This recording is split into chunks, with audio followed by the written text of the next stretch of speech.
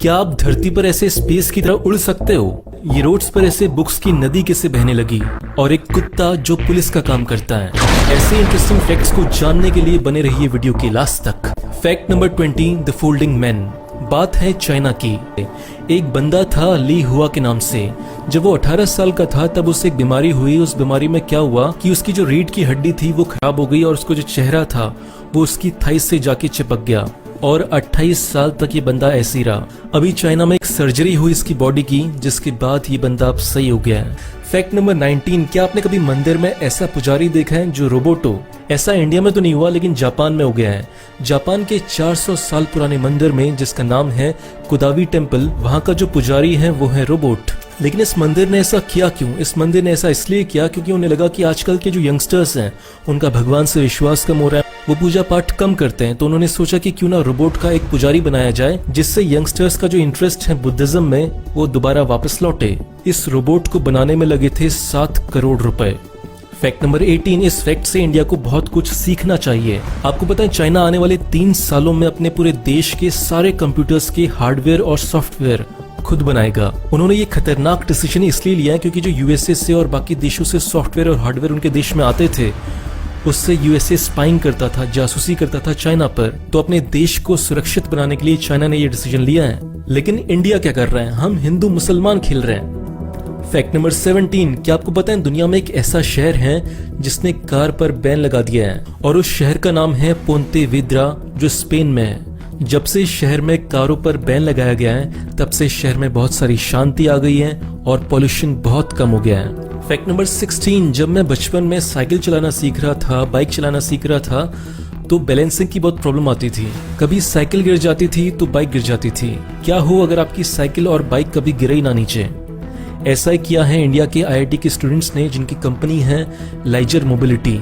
इन्होंने एक ऐसी स्कूटी का आविष्कार किया है जिससे बैलेंस करने की जरूरत ही नहीं है, ये अपने आप बैलेंस में रहेगी। और इससे भी अच्छी बात यह है कि ये स्कूटी इलेक्ट्रिक पे चलती है, तेल पे नहीं चलती। फैक्ट नंबर 15, क्या आपको पता है दुनिया में एक ऐसा देश है जहां पर तलाक लेना बिल्कुल बैन है, और उस देश का नाम है फिलीपींस। वहां पे अगर किसी को तलाक लेना है तो देश से बाहर जाना पड़ता है। फिलीपींस के सारे सिटीजन्स तलाक नहीं ले सकते, बस वहां के जो मुसलमान हैं वो तलाक ले सकते हैं अपने शरिया कानून के हिसाब से। फैक्ट नंबर 14, ये कहानी है यूएसए के सेंट लुइस की। वहां पे क्या हुआ कि एक लड़की ने नया घर रेंट पे लिया और उस घर पे आने के बाद वो ऐसी चिल कर रही थी, तभी उसने नेटफ्लिक्स पर एक डॉक्यूमेंट्री देखी कि कैसे एक सीरियल किलर घर के अंदर आता था और लड़कियों को मार के जाता था।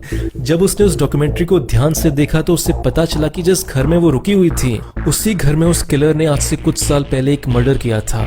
फैक्ट नंबर 13, साल था 1820। बात है यूएसए की। यूएसए की आर्मी में एक ऑफिसर था जिसका नाम था जॉन क्लीव्स। इसका मानना था कि जो धरती है ना वो अंदर से खाली है और इसके अंदर बहुत सारे इंसान रहते हैं। इसका मानना था कि हमें धरती की खुदाई करनी चाहिए, नीचे तक अंदर जाना चाहिए और उन लोगों से बातें करनी चाहिए। और इसके लिए इसने यूएस की सरकार से बहुत सारे प्रपोजल भी रखे थे कि चलो ऐसा करते हैं।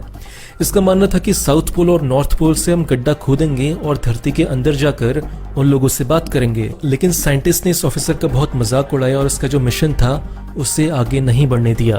फैक्ट नंबर 12, हम सब हिरोशिमा और नागासाकी के बारे में जानते हैं कि वहां पे जब न्यूक्लियर बम फटा था तो कितने सारे लोग मरे थे और उसके आने वाली जनरेशन्स तक कैसी कैसी बीमारियां फैली थी। लेकिन आप में से कोई नहीं जानता होगा कि साल 2004 में जॉर्ज बुश ने इराक के फालुजा शहर पर एक यूरेनियम बम गिराया था जो हिरोशिमा और नागासाकी से भी बड़ा था। और उसका असर ये है कि आज भी जो बच्चे इराक के अंदर पैदा होते हैं वो बहुत सारी प्रॉब्लम्स के साथ पैदा होते हैं। फैक्ट नंबर 11, ये किस्सा बहुत इंटरेस्टिंग है। बात है साल 1950s की।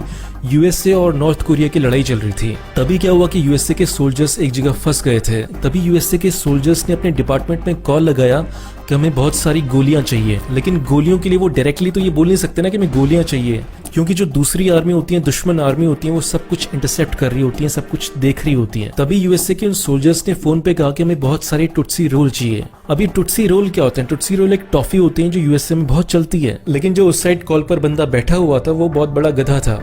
उसने क्या किया कि इन सोल्जर्स के लिए असली में बहुत सारी टुट्सी रोल यानी बहुत सारी टॉफियां भेज दी गोलियों की बजाय।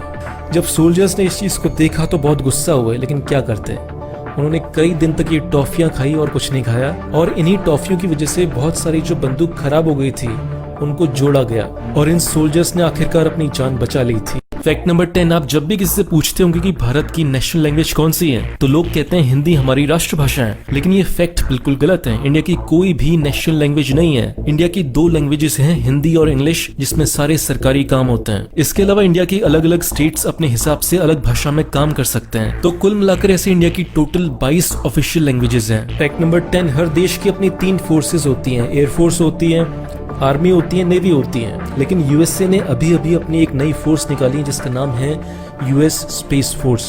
यूएसए को पता चल चुका है कि जो फ्यूचर की लड़ाई होगी वो जमीन पर ना होकर स्पेस पे होगी, और इसी चीज को देखते हुए चाइना भी अपनी स्पेस फोर्स बनाने की तैयारी में है। फ्यूचर में क्या होगा कि जो बड़े बड़े देश होंगे मून पर रखेंगे अपने बड़े बड़े हथियार और मून से फेंकेंगे मिसाइल्स, और जिस भी देश को पेलना होगा पेल देंगे। अब आप सोच रहे होंगे कि यूएसए और चाइना अगर इतना आगे बढ़ चुके हैं तो इंडिया वाले हम क्या कर रहे हैं। मैंने बताया ना आपको, हम हिंदू मुसलमान खेल रहे हैं, बहुत मजा आता है खेलने में। फैक्ट नंबर 9, आप जब भी इसरो के बारे में पढ़ते होंगे या सुना होगा तो आपने देखा होगा कि ऐसी बुलक कार्ट थी जिस पर पहली सैटेलाइट इसरो की ले जाई गई थी। बहुत सारे लोगों ने ये लॉजिक दिया कि देखो इसरो के पास पैसा ही नहीं था इसलिए उनको बैलगाड़ी का सहारा लेना पड़ा। आप खुद का दिमाग लगाओ कि जो इसरो बड़ी बड़ी सैटेलाइट्स बना सकती है, क्या उनके पास कार के भाड़े के लिए पैसे नहीं होंगे? तो इस बैलगाड़ी के पीछे असली कारण क्या था? कारण ये था कि बैलगाड़ी में कोई भी मैग्नेटिक फोर्स नहीं लगती जो सैटेलाइट को खराब कर सकती थी, इसलिए बैलगाड़ी का इस्तेमाल किया गया। फैक्ट नंबर 8, आपको पता है इकोशिया नाम का एक सर्च इंजन है गूगल की तरह, लेकिन इस सर्च इंजन में बहुत खास बात है। खास बात ये है कि जब आप इस सर्च इंजन को यूज करते हो तो इसको यूज करने के बाद जितना भी पैसा ये एड से कमाता है ये सर्च इंजन, उसका 80% पैसा ये प्लांट्स को उगाने में लगाता है, प्लांटेशन में लगाता है, धरती को बचाने में लगाता है। फैक्ट नंबर 7, बात है चेन्नई के चिन्नपोनो रेलवे स्टेशन की। वहां पे एक ऐसा कुत्ता है जो पुलिस का काम करता है। हुआ क्या कि वहां पे एक कुत्ता था जो देखता था कि पुलिस वाले उन लोगों को डांटते थे जो रेलवे ट्रैक को गलत तरीके से क्रॉस करते थे। तो इस कुत्ते ने इस चीज को देखकर धीरे धीरे सीख लिया और वो भी भौंकने लग गया उन लोगों को देखकर जो रेलवे ट्रैक क्रॉस करते थे जब ट्रेन आने वाली होती थी। तो जब पुलिस वालों ने कुत्ते के इस बिहेवियर को देखा तो पुलिस वाले बहुत खुश हुए और तब से लेकर आज तक ये कुत्ता पुलिस के साथ काम करता है। फैक्ट नंबर 6, सुंदर पिचाई जो गूगल की बाप कंपनी अल्फाबेट के सीईओ है, क्या लगता है उनकी सैलरी कितनी होगी? उनकी सैलरी है 1 साल की 1721 करोड़ रुपए। फैक्ट नंबर 5, ये बात है कनाडा की। क्या हुआ कि एक रात को 10,000 से ज्यादा किताबें रोड पर ऐसे नदी की तरह बहने लगी। इसके पीछे कुछ आर्टिस्ट लोग थे जिनको कोई नहीं जानता, उनकी शक्ल को किसी ने नहीं देखा क्योंकि वो अपने आप को दुनिया से अलग रखना चाहते हैं। इस ग्रुप का पर्पस ये है कि लोगों को ज्यादा से ज्यादा किताब पढ़ने के लिए मोटिवेट किया जाए। फैक्ट नंबर 4, कैसा रहेगा अगर आप धरती पर ऐसे उड़ पाए जैसे लोग स्पेस में उड़ते हैं? ऐसा करने के लिए आपको खर्च करने होंगे बस 3.5 लाख रुपए। एक कंपनी है जीरो जी नाम की जो 7 मिनट तक आपको ऐसे हवा में उड़ाएगी, लेकिन ये आपको उड़ाएगी कैसे? उड़ाने के लिए आपको ये बिठाएगी बोइंग 727 प्लेन में और आपको ले जाएगी 24,000 फीट ऊपर। वहां पर आप वैसे ही उड़ पाएंगे जैसे लोग स्पेस में उड़ते हैं। फैक्ट नंबर 3, ये किस्सा है यूपी के गोरखपुर का। हुआ क्या कि एक बंदा था जिसका नाम था जमालुद्दीन। उसे एक दिन पेट में बहुत दर्द हो रहा था तो वो गया डॉक्टर्स के पास। जब वो डॉक्टर्स के पास गया तो डॉक्टर्स की आंखें खुली की खुली रह गई। क्यों? क्योंकि उसका जो दिल था वो लेफ्ट साइड होने की बजाय राइट साइड था और उसका जो लिवर था जो कि राइट साइड होता है वो लेफ्ट साइड था। बहुत बढ़िया। ये क्या हुआ? ये एक बॉडी में फ्लक्चुएशन होता है जो करोड़ों लोगों में से किसी एक में पाया जाता है। ऐसा होने से हेल्थ में कोई बहुत बड़ी प्रॉब्लम नहीं होती, बस ये होता है। फैक्ट नंबर 2, बात है कर्नाटका के किसान की जो कॉफी की फार्मिंग करता था, लेकिन उससे एक प्रॉब्लम हो रही थी। प्रॉब्लम ये कि बंदर आते थे और उसकी सारी फसल बर्बाद कर देते थे।